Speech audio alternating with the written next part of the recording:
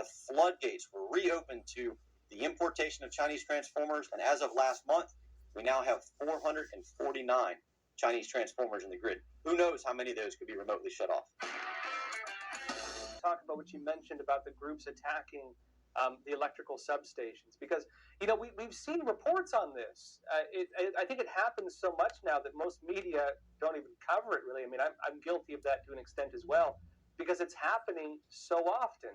But we've been told there are attacks on electrical facilities, and there's groups destroying transformers, or trying to destroy them, and other things like shooting them or other things. It looks like a lot of the big corporate media, they tried writing this off, saying it's right-wing extremists. I kind of question that. I can't think of any reason they'd want to do that. What have you actually seen on this? Like, which groups are actually launching attacks on the grid, and why are they doing it? Do we know? Yeah, we actually provided some official testimony to the Federal Energy Regulatory Commission, FERC. So FERC is the ones that oversee the regulations for our bulk power system in the United States, to be able to show them the evidence that, yes, number one, the grid is under physical attack constantly. Number two, it's vulnerable, and they're not doing nearly enough to protect it. And number three, it's from all spectrums. And in fact, what we found in terms of the data was that the frequency of these attacks over the past few decades has been much more from the hard left, Antifa and eco-terrorist sort of groups, to the Islamic terrorists in our country. And that's just where the data comes. We've cited all of it. But really, Joshua, it kind of doesn't matter what someone's motivation would be to attack it. We can't afford to lose it. And that was the petition we were making to FERC, to enhance our physical security standards at the federal level. And Joshua, I hate to say it, but in every single case where our nonprofit has advocated to FERC to enhance the security of the grid, physical security, cyber security, addressing supply chain like the Chinese transformers, and electromagnetic threats like solar weather and nuclear EMP, every single time the federal government has willfully refused to enhance their standards. Really? Well, explain that to me. Like, what options do they have to fix it, and what are they refusing to implement? So the best explanation is two words, Joshua: regulatory capture. So when you have very powerful, very wealthy industries that can lobby the government and our elected representatives to get what they want, they get what they want.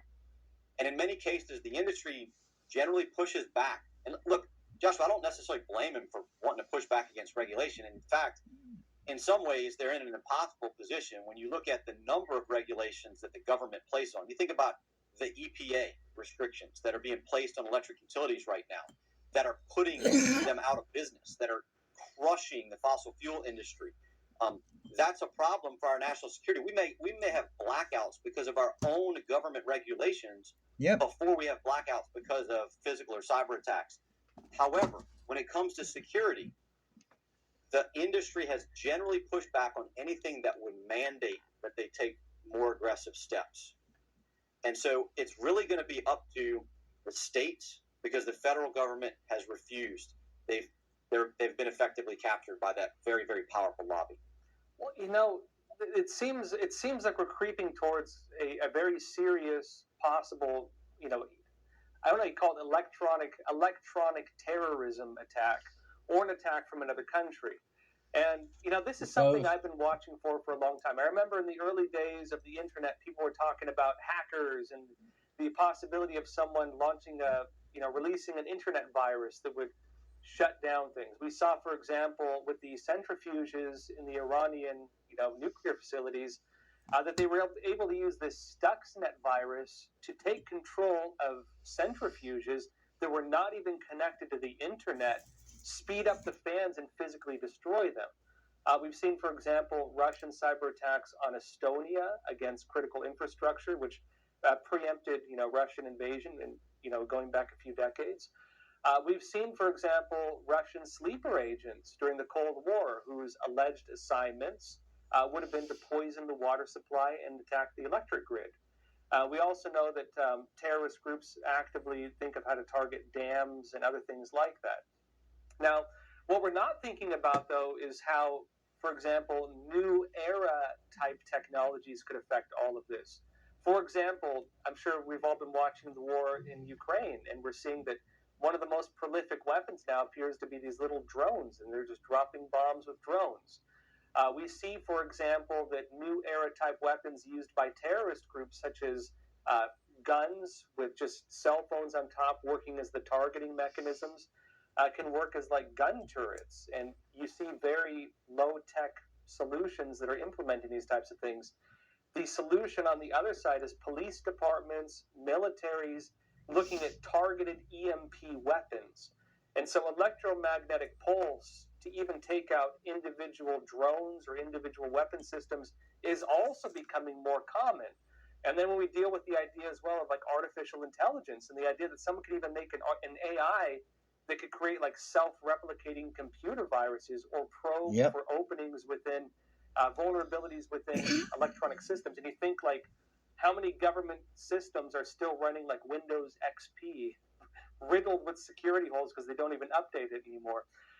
It seems like we're just walking towards what could be a massive, serious, either foreign attack or terrorist attack that could easily take down this riddled system. I mean, am I far off by imagining where this thing could go? Now, Joshua, you're not. I mean, it is a frightening thought to think about in terms of humans. What can humans do with the ingenuity they have and the hate that they might have towards our nation to take down these critical infrastructures? And as we mentioned in the beginning, that is, in fact, part of their doctrine. Not to add to the concern, but the same is the case with Mother Nature. And we can deter humans to a certain extent. We can't deter the sun, for example. And so I think for your viewers, a couple of things that they need to think about. Number one is just being more prepared. Every single level of preparedness, personal, family, community, state level preparedness goes a long way because the nation's not prepared. The United States of America is absolutely unprepared for blackout. But to the extent that people can be more prepared at the state, local, community, and individual level, that's going to help. And then the second thing is to become more involved. Right? And so I'd be happy to talk to you about some of the things that we're doing in the states, some of the things we're doing in communities to help them become more resilient against all these threats, both the human, the ideological threats, and the threats to their infrastructure that you can't deter, like solar weather. Let's get into that. I want to ask you first about the solar weather because, I mean, that kind of had a lot of people panicking recently. There were news reports saying that the big solar flare we just saw, and of course, you could see the auroras as far south as Florida. When it comes to solar flares, like what actual threat does that pose? Because there's a lot of noise, and it's hard to differentiate what's just people exaggerating and what's actually tangibly real. Sure, yeah. I'll try to make this as quick as possible because I have a tendency to kind of geek out on it a little bit, Joshua. So when you say solar flare, that's the visual thing that you're seeing coming from the sun. What we're really worried about is what's coming right behind it, which is a coronal mass ejection. It's this ejection of highly charged magnetized particles that travel through space. This happens all the time in all directions coming off the sun. What we have to worry about is when it's directed towards Earth. And that's what happened last weekend, as you referenced, right? You saw a lot of news reporting. I'm going to tell you, I was concerned because I saw that they said, hey, this is the largest storm that in terms of alerts in like 17 years. It turns out it was the largest storm to hit Earth in 20 years, but it was relatively small in relation to the threat we have to worry about. So Joshua, you asked, what is it we have to worry about with a solar storm? It's called ground-induced currents. So when those highly magnetized particles hit the Earth's magnetosphere, the Earth's magnetosphere literally heaves and wobbles and moves. And anytime you have a magnetosphere do that, it creates electromagnetic energy or electricity, right? Think about your lawnmower. You start your lawnmower, that magnet and copper wire, that little generator, the movement creates electromagnetic energy down to your spark plug. So Earth last weekend was struck by this coronal mass ejection. And that causes currents to travel through the crust of the Earth. And what does electricity always want to do? Take the path of least resistance. And what does that mean? It will come up through these irreplaceable transformers, travel down our transmission lines to the other transformers on the other side and fry. And what we found, there's some good news about this, right? Number one, hopefully it started to wake people up. It was a very small solar storm in terms of the production of these ground-induced currents, right? So roughly 1/20th of the size of the 1859 Carrington storm. But what we learned, because I was in touch all weekend with the manufacturers of neutral ground blockers, the good news, Joshua, this is a fixable problem. There are neutral ground blockers, a company called Imprimis, that has this technology, and it's in 3 places in the grid. And these things started activating 6 to 24 hours before all the experts said we would receive that coronal mass ejection. Tommy Waller, thank you so much for being here. I really appreciate it.